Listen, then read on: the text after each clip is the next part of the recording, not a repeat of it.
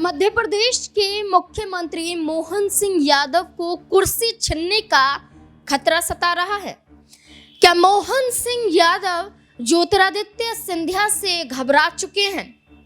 क्या उनके विधायकों की नाराजगी में ज्योतिरादित्य सिंधिया के बड़े फैसले लेने को लेकर कोई बड़ा कदम उठाने से पहले मोहन सिंह यादव का अचानक दिल्ली पहुंचना क्या यही दर्शाता है कि मोहन सिंह यादव मुख्यमंत्री तो बन चुके हैं, 1 साल का कार्यकाल भी पूरा कर चुके हैं, लेकिन आने वाले साल मुख्यमंत्री के तौर पर मोहन सिंह यादव के लिए खतरों से कम नहीं होगा और इसलिए मोहन सिंह यादव अचानक मध्य प्रदेश को छोड़कर दिल्ली पहुंच जाते हैं और दिल्ली में मुलाकात सीधा प्रधानमंत्री नरेंद्र मोदी से कर लेते हैं।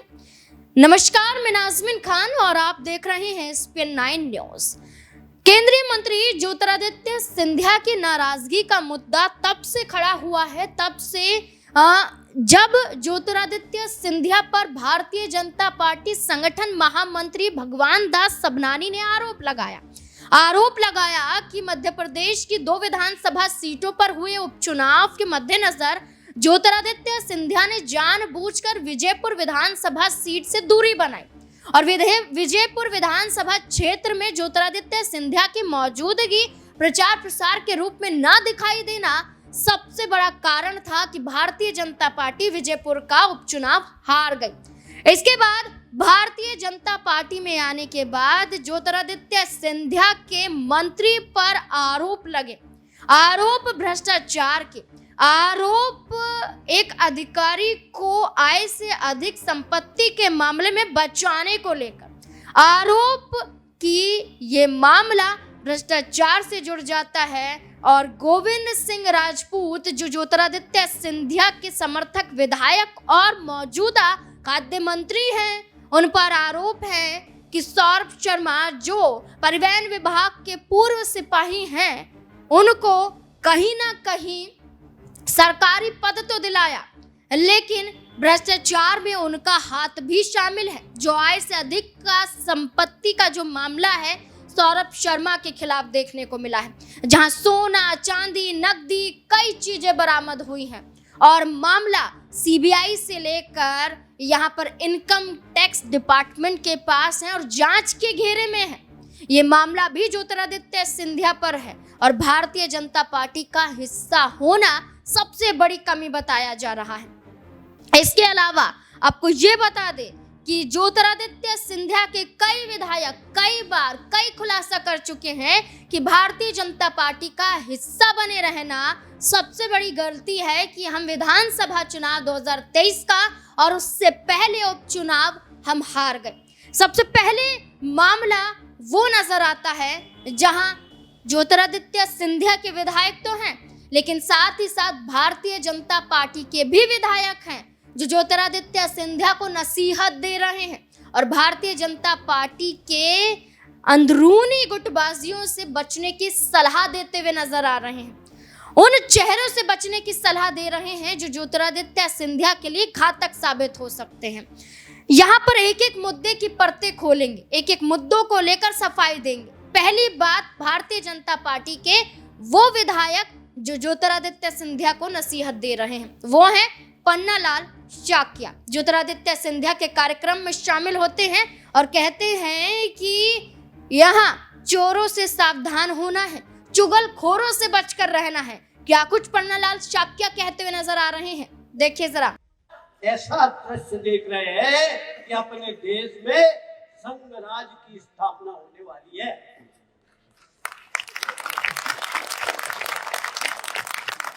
संघ राज की स्थापना होने वाली है और जो संघ राज की स्थापना होगी वही इस देश के लिए विश्वगुरु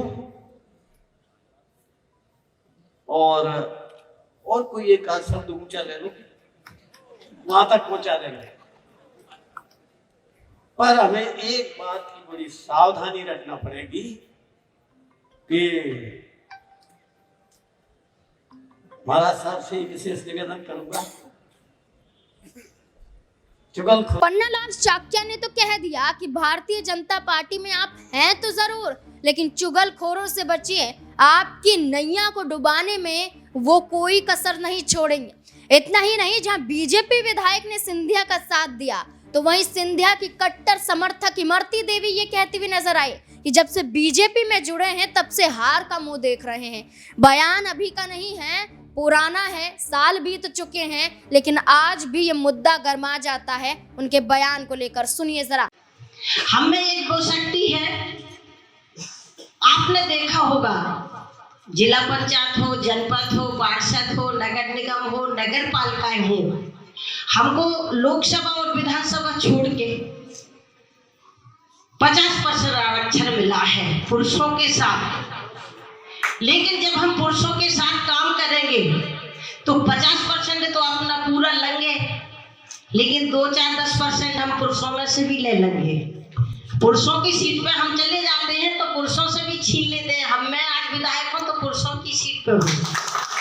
हम 2004 में जिला पंचायत सदस्य बन गए थे, वो 2008 से अभी तक विधायक रहे, अब 20 में हार गए। पार्टी बदल रही ना, इसलिए हमें कोई नहीं हराता। तो कई लोग कई बातें करते थे, जैसी जिसकी मन में आती थी वैसी बातें करते थे, कोई दिक्कत नहीं आई हमें। लेकिन आज जो वो बातें करते हैं वो इमरती देवी के पैर छूने के लाने लाल लगाते हैं। ये होनर हमारा होना चाहिए कि कहने वाले कब हमारे आगे पैर छूने आएंगे, इस होनर से अपन को काम करना चाहिए। अब हम रास्ता में आ रहे थे तो एक जने कह रहे थे बिटिया का ट्रांसफर कराना, हमने क्या कराना, झांसी। हमने क्या करते हैं, बोले वो ट्रेन की पायलट है, ट्रेन चलाती है। तो हमें बड़ा अच्छा लगा, हमने कहा चलो तुम तो सवेरे आ जाओगे, तुम ग्वालियर जा रहे, हम जरूर ट्रांसफर करा देंगे सिंधिया जी से कहते हैं। इमरती देवी का कहना कि डबरा विधानसभा सीट का उपचुनाव और विधानसभा चुनाव में क्यों नहीं जीत पाई, इसका सबसे बड़ा कारण भारतीय जनता पार्टी में शामिल होना है। सीधा इमरती देवी ने ये ऐलान कर दिया। इसके अलावा जो मामला लगातार गर्माता हुआ नजर आ रहा है वो मामला है गोविंद सिंह राजपूत से लेकर, जो ज्योतिरादित्य सिंधिया के कट्टर विधायक हैं, समर्थक हैं, मौजूदा खाद्य आपूर्ति विभाग को संभालते हैं। लेकिन इससे पहले शिवराज सिंह चौहान के कार्यकाल में उन्होंने परिवहन विभाग का जिम्मा संभाला था। इन्हीं के कार्यकाल के दौरान सौरभ शर्मा सिपाही थे, अधिकारी थे, कांस्टेबल थे, लेकिन आय से अधिक का संपत्ति का मामला भी देखने को मिला था। और कई यहाँ पर चेक पोस्ट के दौरान ये भी देखा गया था कि धांधलीबाजी देखी जा रही थी। पूरे मामले में सौरभ शर्मा का नाम आया था। अब इस पूरे मामले को लेकर जीतू पटवारी तो मुद्दा उठाते रहे, लेकिन अब कांग्रेस पार्टी के नेता प्रतिपक्ष उमंग सिंघार ने भी मुद्दा उठाया। क्या कुछ कहते हुए नजर आ रहे हैं, सुनिए जरा। भूपेंद्र सिंह जी, क्या आप पे सौरभ शर्मा के नियुक्ति को लेके यही कारण है? नहीं तो अगर इसके पहले तो भूपेंद्र सिंह जी ने कभी बोला नहीं है उनकी नोटशीट भी बारे में। तो मैं समझता हूँ कि भूपेंद्र सिंह जी ने अगर अभिमत मांगा तो अभिमत सामान्यतः वो मंत्री जब मांगता है कि जब उस पर कोई उसको निर्णय लेना है, तो सामान्यतः नियम अनुसार कार्रवाई की जाए, ऐसा लिखते। तो अभी भूपेंद्र सिंह जी बताया कि अभिमत मांगा, तो क्यों मांगा?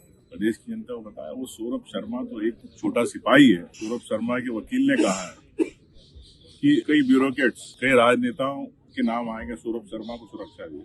सरकार को मुख्यमंत्री तत्काल सुरक्षा देना चाहिए सौरभ शर्मा को। और मैं तो समझता हूँ कि पुलिस का गवाह बनाना चाहिए, और जितने भी ब्यूरोक्रेट्स है और जितने भी नेता हैं उनके नाम जो डायरी में आए वो सबके सामने आएंगे, क्योंकि प्रदेश की जनता की गाड़ी कमाई का मामला है। हमने अभी तक देखा था कि कई पुराने किलों में सोना निकलता था, लेकिन अब तो खेतों में निकल रहा है भोपाल के आसपास।